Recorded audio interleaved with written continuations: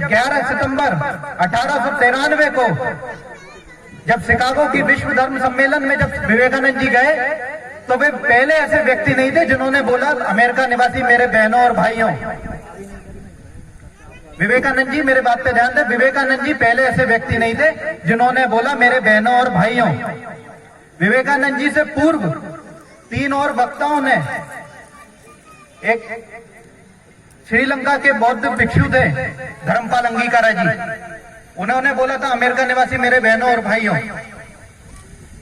Japan के बौद्ध भिक्षु थे, उन्होंने बोला था अमेरिका निवासी मेरे बहनों और भाइयों। और तीसरे इस भारत के ही प्रताप चंद मजूमदार, उन्होंने भी बोला था अमेरिका निवासी मेरे बहनों और भाइयों। लेकिन तब यह जादू नहीं चला जब विवेकानंद जी ने बोला कि अमेरिका निवासी मेरे बहनों और भाइयों। तब ऐसा क्या जादू चला, क्या ऐसे जादू की छड़ी घूमी कि लोगों ने 2.5-3 मिनट तक तालियां बजाई।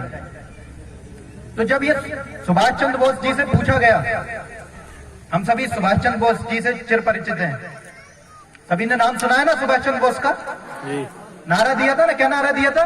तुम मुझे खून दो, तुम मुझे खून दो, मैं तुम्हें मुर्दों में आग फूंक दी, जिससे इस देश के लिए लड़ाई कर सकें। तो जब उनसे पूछा कि विवेकानंद जी ने ऐसा क्या किया, तो उन्होंने अपने शायराना अंदाज में कहा कि जो बात हृदय से, जो बात गले से बोली जाती है वो गले तक पहुंचती है, हो सकता है गले से उतर भी जाती है। जो मस्तिष्क से बोली जाती है वो मस्तिष्क तक पहुंचती है, और जो बात हृदय से बोली जाती है वो हृदय तक पहुंचती है। स्वामी विवेकानंद ने उस शिकागो की विश्व धर्म सम्मेलन में लोगों के हृदय जीतने का काम किया था। जैसे वसुधैव कुटुंबकम की बात कही, एक श्लोक है हमारे ऋग्वेद में, कहा गया है अयो निज परोवेणी गणना लघु चेतसाम उदार चरितानाम तू वसुधैव कुटुंबकम। यानी जो छोटे हैं, विकीर्ण मानसिकता वाले लोग हैं, उनके लिए केवल अपना घर परिवार। समुद्र के मेढक वाली हम सभी ने कहानी सुनी है, सुनाने की आवश्यकता नहीं है।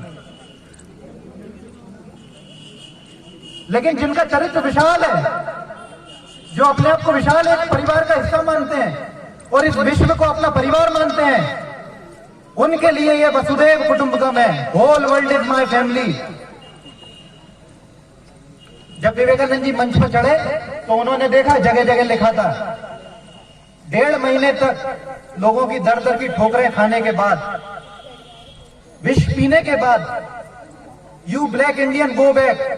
जब ऐसे किसी के बाहर, घर के बाहर रोटी मांगने जाते थे तो लोग बोलते थे you black Indian go back, get out from my country.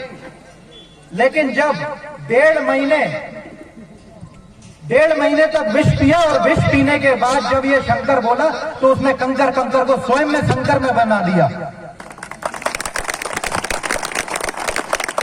Board पर लिखा था हिंदू धर्म मुर्दा धर्म।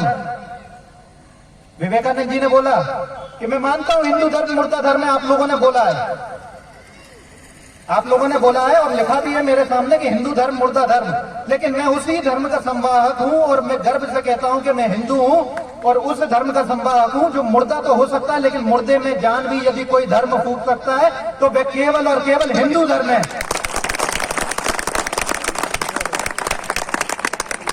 हम सभी अब्दुल कलाम जी से भी चिर परिचित है। जब हम बात करते हैं, जैसे मैंने बताया वसुधैव कुटुंबकम, त्रिभुवन जी ने भी बताया, तो अबुल पाकिर जैनुलाब्दीन, ये एपीजे का फुल फॉर्म है, हम सभी को मालूम भी है। तो ये एपीजे अब्दुल कलाम का नाम केवल अब्दुल कलाम पे सीमित रह गया, ना घर ना परिवार, कोई नहीं।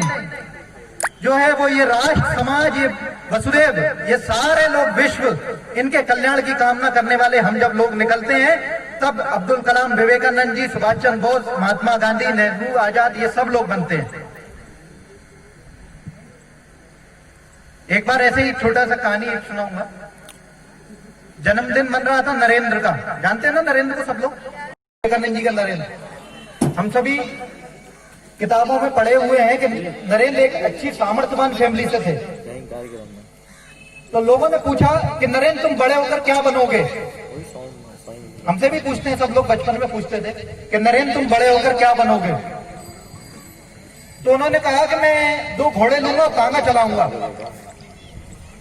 लोगों को आश्चर्य लगा कि ये इतने पढ़े लिखे परिवार से, संपन्न परिवार से, इतना धर्म पुण्य करने वाले ये लोग ये तांगा चलाने की कैसी बात कर रहा है। दूसरे रिश्तेदारों ने पूछा, मामा ने पूछा, चाचाओं ने भी पूछा, और भी जो उस जन्मदिन में मौजूद थे उन लोगों ने पूछा। जब ये बात उनके पिताजी तक पहुंची तो उन्होंने नरेंद्र को बुलाया, नरेंद्र इधर आओ। उन्होंने पूछा कि जो रिश्तेदार बोल रहे हैं तुम बड़े होकर क्या बनोगे। उन्होंने बोला पिताजी मैं बड़े होकर तांगा चलाऊंगा, सारथी बनूंगा। तो उनके पिताजी ने ये जो जवाब दिया ये हम सभी को सुनने लायक है और अपने जीवन में उतारने लायक ये जवाब है, क्योंकि हम इसी भारत के लिए काम करने निकले हैं। तो उनके पिताजी ने कहा कि मैं चाहता हूं और मेरे हृदय की असीम इच्छा है कि तुम तांगा चलाओ, तुम सारथी बनो, लेकिन अपने पीछे बैठने वाले अर्जुन को ढूंढ लेना कि तुम स्वयं श्री कृष्ण बनकर मार्गदर्शन कर सको और महाभारत का जब युद्ध हो तो तुम धर्म के साथ रहो और अधर्मियों का नाश करवा सको। यह भारत का व्यक्ति बोल सकता है, भारत का पिता बोल सकता है। जब बात आती है विवेकानंद जी की कि विवेकानंद जी ने अपने जीवन में क्या किया, त्रिभुवन जी ने बहुत चीज बताई, अभी एसडीएम साहब ने भी कई चीजें बता के गए। और हमारी जब बात हो रही थी तो बोल रहे थे कि अभी संख्या थोड़ी ठीक हो गई है, अच्छी है, और यहाँ बैरसिया के लगभग सभी युवा बैठे हुए हैं।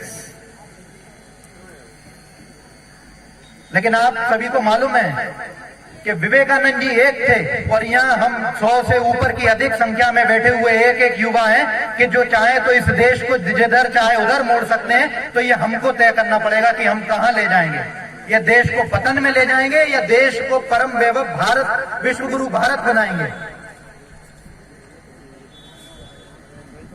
कुछ शब्दों के साथ अपनी वाणी को विराम दूंगा।